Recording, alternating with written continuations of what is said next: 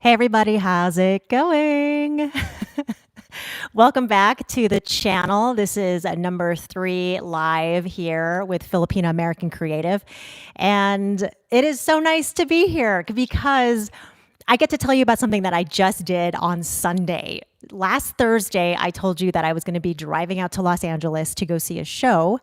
And I did that. And so I got to go see this play called Mix Mix, the Filipino Adventures of a German Jewish Boy, which played at the Los Angeles Theater Company. It was put on by Bonnie B. Alvarez was the writer, the playwright, and directed by John Lawrence Rivera. It's amazing because the reason why I went out there is because I have a girlfriend who was in the show, actually 2 girlfriends that were in the show, and simultaneously they were like, Tesz, you got to come out because there's going to be a panel, we're going to answer some questions. And also just the story itself was really captivating for me because I have a personal connection to many facets of this story, not only the Philippine side of this story, but also the German side and a little bit of the Jewish side because of my DNA being 0.2% Ashkenazi Jewish, which you can check out on one of my episodes about my discovery of my 23andMe results, as well as my Ancestry.com results. That was a second episode that I did just to verify that I really had a little bit of Jewish in me, which it definitely verified that. I just wanted to see what this interesting part of history, Philippine history, was about as it pertains to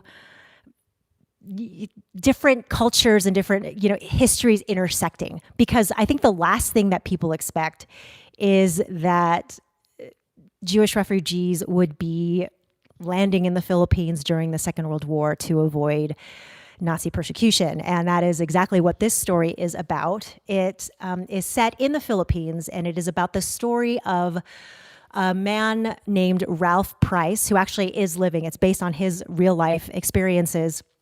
And he, with his family, when he was a very young child, left what was then Germany and is now Poland after the Second World War. This part of Germany was, I don't want to say given to Poland, but it was made a part of Poland. And so he fled Germany at that time and ended up in the Philippines with his family. And the story itself takes place in the jungles of Mount Banahaw, which is a mountain just outside of Manila. And the reason why his family ended up in those mountains is because after several years of living very happily in Manila and integrating themselves into the community there, the Japanese took over the Philippines for several years during World War II. And even though the Japanese were more, I don't want to say respectful because they were pretty harsh to pretty much everybody in the country that wasn't Japanese, but they were more open to people who were white and who were German, and they didn't go after them the way that they did the Filipinos, as we were told. But eventually, this group of Jewish refugees were told that the Japanese were also going to start going after them. And so they ended up going together with a group of Filipinos. There were about 70 of them, Jewish refugees and Filipinos, that ended up in the jungles in order to escape the Japanese that were coming after them. And so this particular play, it's about this young boy's experience. And because it's from the perspective of a 13-year-old boy, it's not as, of course, there's a lot of the history that is told that was pretty harsh, but at the same time, it has a lot of that fantasy side of it because it's from his perspective as a young child having an adventure as opposed to, the heaviness of all of the fleeing and the escaping and all of the death and destruction that was happening. That was definitely an aspect of the play, but it was very much a lighter aspect and a lighter portrayal of this experience. The name of the play is Mix Mix, and that is based off of a Filipino dessert called halo halo, which we are somewhat famous for. If you know Philippine cuisine, you probably know this dessert. It's a very special and unique dessert because it's basically a literal mix of so many different ingredients. And I know my cousin who is watching, Josie, she knows what I'm talking about because it has everything from sweetness to a little bit of earthiness to a little bit of maybe even sometimes maybe sour can also be in there, depending on if you put like some of these sour fruits that we have in the Philippines. But what makes it really special is not only the fact that it's mixed of all of these different like random ingredients that you would never think to put together, but the fact that these random ingredients are put together actually makes the dish itself very delicious and very special and enhances each of the individual flavors that are inside of this beautiful concoction of a dessert. And so that idea of mix is also putting together the idea of, this boy who's of Jewish descent and him being put in this new world of the Philippines, and how all of these different aspects of these two vastly different cultures come together and actually mix extremely well together. In the play, there are so many references to both Jewish culture as well as Philippine culture. They talk about the schooling, for example, that this young boy had to go through. And as a Jewish boy, he had to learn English.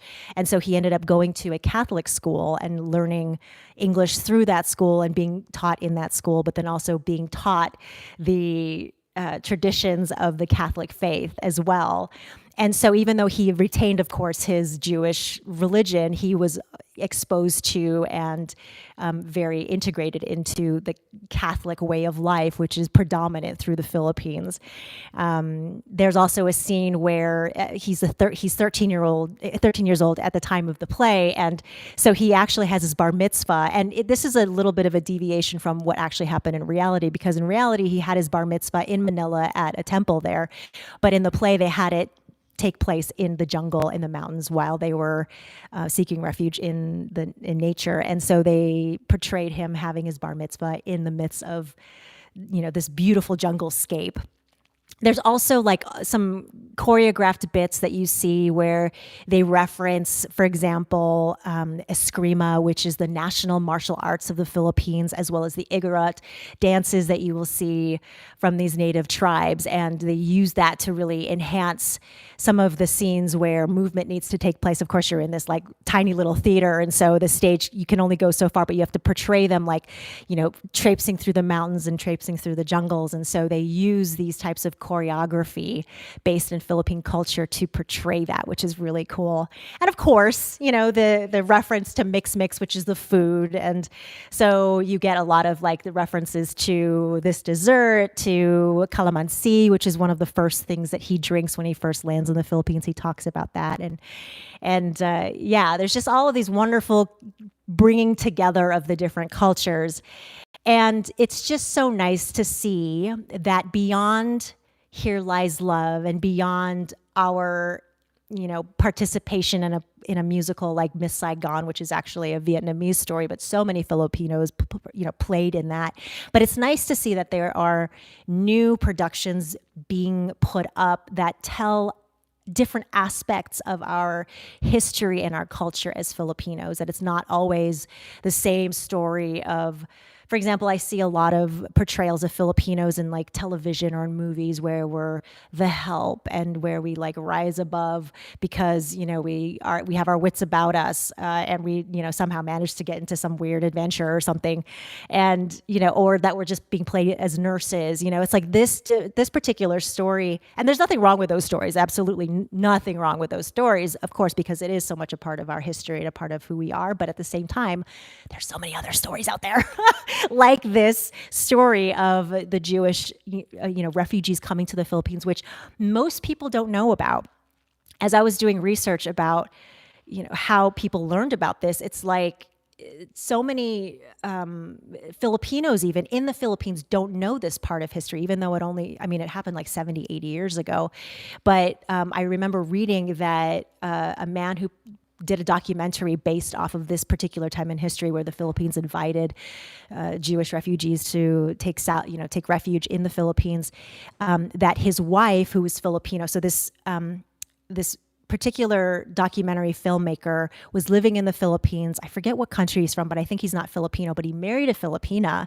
And he noticed one day, this was before he did his documentary about this point in time in Philippine history, he noticed one day that his wife was able to sing the entire song Have Nagila, like all the lyrics, all the melody. And he was like, why do you know this? And she was like, I really don't know. And she wasn't the only one in her community. There were other Filipinos that could sing the song, but they didn't really know where it came from or why.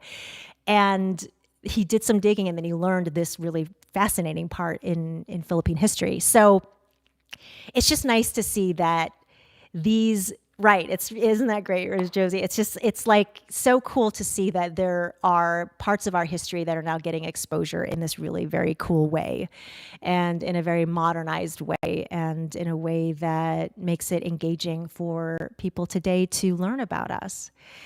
So that's what I wanted to share with you today, is just this really incredible play that I got to go see. It plays until June 16th in Los Angeles. So if you get a chance, go check it out. Mix, the Filipino Adventures of a German Jewish Boy.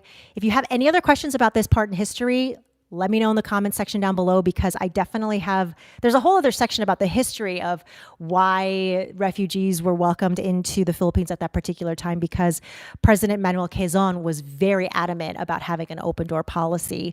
And he really paved the way for decades of refugees throughout the years being able to come to the Philippines and find safety when there was none in their home country. So yeah, let me know if there's anything else you'd like to know about this particular part in history. Ask any questions down below, and I will see you next week. Thanks so much for joining me, and paalam. Goodbye.